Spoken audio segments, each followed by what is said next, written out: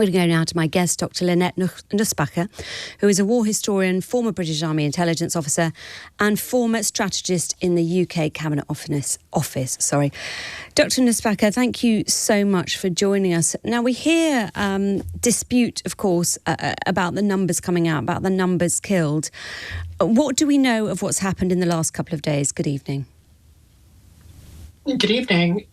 Because the fog of war is as complex as it is, what's important is not getting the count right. What's important is understanding the scale of, use the word catastrophe, the scale of catastrophe that we're observing. And as we see the Gaza Humanitarian Foundation, the American-Israeli attempt to replace the UN with a different kind of humanitarian aid, as we see that collapsing, we're seeing simultaneously a humanitarian catastrophe and the effects of war. And that means when we see a number, we can't trust the number. We shouldn't expect to see good numbers. What we need to think about is how to make the war stop in a way that will ensure security for all of the people in the region. What is Netanyahu's endgame here? You cannot smash the ideology that underpins Hamas to bits, obviously. There was originally, the Israeli line was that it was going to destroy Hamas militarily. But what happens now? It seems that so there's been reports also of evacuation orders in central Gaza. What is his strategy? What is his endgame? And if you could also touch upon how this interplays with Israeli domestic politics too. Sure. If I forget those evacuation orders, please bring me back to it. The big picture is that Netanyahu feels he has got carte blanche from the Americans, who are usually the most reliable brake on Israeli operations. He feels he's got carte blanche from Donald Trump to do as he pleases in Syria, in Gaza, and as we've seen elsewhere, in Iran and in Lebanon. And this means that after years of the Israelis being held back from destroying Hamas, as Hamas continuously rockets Israel, now the Israelis, Netanyahu in particular, Netanyahu's government in particular, the extreme right wing of his government in particular, feel that now is the moment, while they've got Donald Trump giving them free rein, to destroy Hamas once and for all. As you observe, that is not a trivial task, and that the process of seeking to destroy Hamas militarily does endorse a lot of what the anti-Israel people will tell you, that the Israelis are being brutal, they'll say genocidal, they'll say all sorts of things, but that is all reinforced by exactly these operations.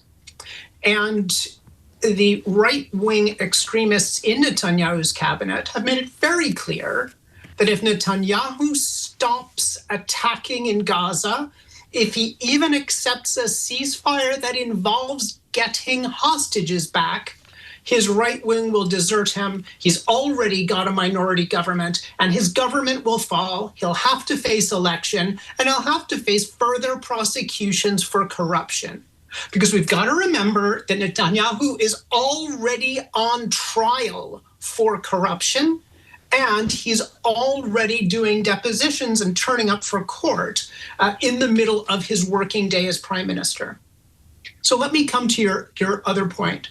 There have just been warnings issued to evacuate the southwestern corner of Deir al-Balah in the Gaza Strip, in the central part of the Gaza Strip.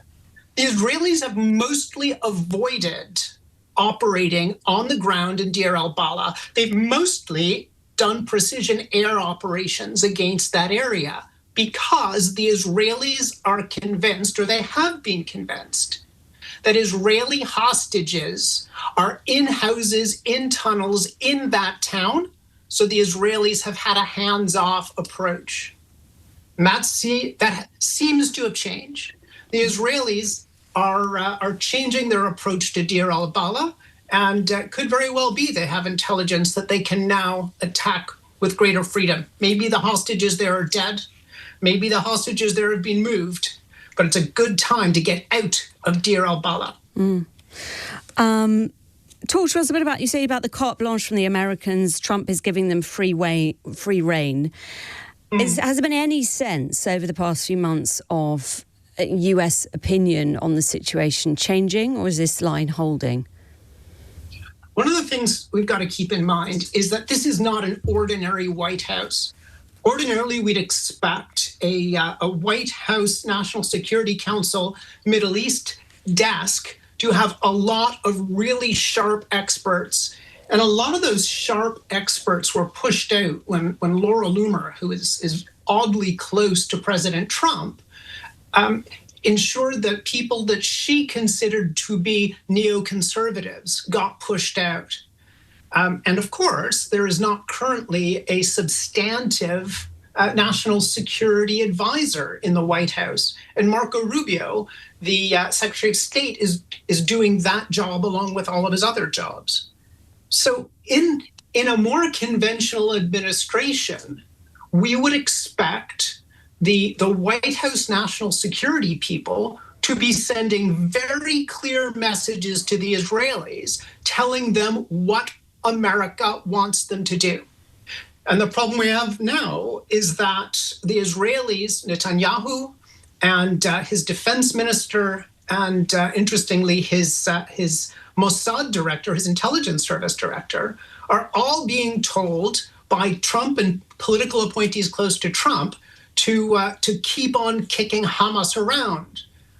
But there are clearly other voices in the White House, and we've heard over the last few days that other voices in the White House, perhaps close to Marco Rubio, are observing that Netanyahu is acting like he's out of control. Those mixed signals mean that we can't expect to see that traditional superpower break pulling back on Netanyahu. It's very interesting what you say about the motivations of Netanyahu. Obviously, as you've explained, he has every incentive to perpetuate the situation. But whatever people may say about him, I'm sure he will be justifying it in a different way to himself, I imagine. I don't imagine he is saying to himself, I am perpetuating this for my personal purposes. What reasoning do you think he's giving both to himself and to his closest circle? What is he hoping to achieve by this? Because it does seem, where does this end? I know this is a very vague question, but what is to happen to these people? Where does this end? If you're saying that the extreme right-wingers in his government wouldn't even accept the release of hostages as an end to this, where would they be happy with this ending? Netanyahu's view, and the view of many Israelis, and not just right-wing extremists, is that for a generation, Hamas has been able to attack Israel with comparative impunity. They've been rocketing Israel. 20 years ago, they were blowing up buses in Israeli streets. And of course, 2 years ago, they conducted a horrific armed incursion into Israel. And from Netanyahu's point of view, it is perfectly reasonable for Israel to demand that it be free of attacks from their neighbor, the quasi-state of Gaza. And as a result, after years of calibrated response, from Netanyahu's point of view, the gloves are off, Hamas has got to go, and if that means that a lot of stuff in Gaza is going to be broken, that is the cost of doing business. Right. And when we look at the end game, and your question there is a really important one. Right now, the Israeli view, after that odd comment by President Trump that we should create the Gaza Riviera and just displace 2 million people somewhere else, that is seriously becoming an option at this point. Not the Gaza Riviera part, but the idea that a lot of people in Gaza, if you offered them a plane ticket right now, would get on a plane, and people are talking about Ethiopia or Indonesia or Libya, that they would go just to be able to get food and water and security for themselves and their children. And the horror is that all of that punishment that Gaza has taken will result in another huge displacement of the population of Gaza and of Palestinians. On that humanitarian front, I could speak to you about this all hour, Dr Nusbacher, but we're going to have to break in a second. But just on the humanitarian front, the UN was obviously replaced by the US-backed effort. As you say, there are reports of this breaking down, the US-backed humanitarian effort. Why? What is happening? Why is this not working as it should, given that it is backed by the US and supposedly by Israel itself? Why is it breaking down like this? There are people who are really good at distributing humanitarian aid. There are people in NGOs, there are people in the UN, there are people who know how to do this. There are people who have got capability in the Gaza Strip, or at least they used to, and they've all been pushed aside and paralyzed. And instead, a bunch of private military corporation personnel who don't know how to distribute aid, who don't understand ideas like using people's mobile phones as credentials, enabling people to go at particular times, all of the things that everyone in the trade knows how to do, that's out the window. Instead, we've got a lot of mooks in tactical gear who are telling the entire population of Gaza to come first thing in the morning and queue and crowd and get whatever scraps of food they can. It is not the way to do humanitarian aid. The UN's organization to do it, UNRWA, was hopelessly compromised. I understand why the Israelis didn't want to use them anymore, but they've replaced them with a hopeless organization. Oh, what a mess. Thank you so much for talking us through it, Dr Lynette Nusbacher. Fascinating to talk to you. MOOCs is a new word on me as well. Really great to get your insight. Dr Nusbacher is a war historian, former British Army intelligence officer and former strategist in the UK Cabinet Office.